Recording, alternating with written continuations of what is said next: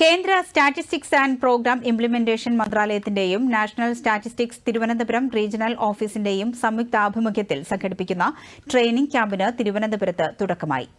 ആരോഗ്യമേഖലയിലെ ഗാർഹിക സാമൂഹിക ഉപഭോഗത്തെക്കുറിച്ചുള്ള സർവേക്ക് മുന്നോടിയായാണ് പരിശീലന പരിപാടി സംഘടിപ്പിക്കുന്നത്. പരിശീലന പരിപാടി health service director Reena KJ. ഉദ്ഘാടനം ചെയ്തു.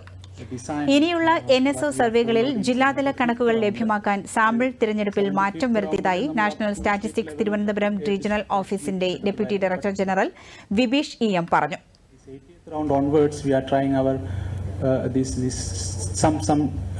Tweaking is happened in the sample design, and we will get optimate up to district level, because state people also ആരോഗ്യ മേഖലയെക്കുറിച്ചുള്ള അടിസ്ഥാന അളവ് വിവരങ്ങൾ സൃഷ്ടിക്കുക എന്നതാണ് ആരോഗ്യ സർവേയുടെ ലക്ഷ്യം.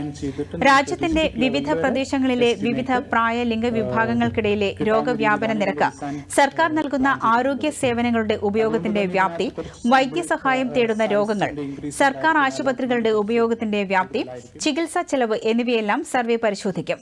തിരുവനന്തപുരം റീജിയണൽ ഓഫീസിലെ assistant director P. Sunil Dev ഉൾപ്പെടെയുള്ള ഉദ്യോഗസ്ഥരാണ് പരിശീലന സെഷനുകൾക്ക് നേതൃത്വം നൽകുന്നത്. തിരുവനന്തപുരം, കൊല്ലം, കൊച്ചി, കോട്ടയം എന്നിവിടങ്ങളിലെ ഉദ്യോഗസ്ഥരും ജീവനക്കാരും കേരള സർക്കാരിന്റെ ഡയറക്ടറേറ്റ് ഓഫ് എക്കണോമിക്സ് ആൻഡ് സ്റ്റാറ്റിസ്റ്റിക്സിലെ ഉദ്യോഗസ്ഥരും പരിശീലന ക്യാമ്പിൽ പങ്കെടുക്കുന്നു. ട്രെയിനിംഗ് നാളെ സമാപിക്കും.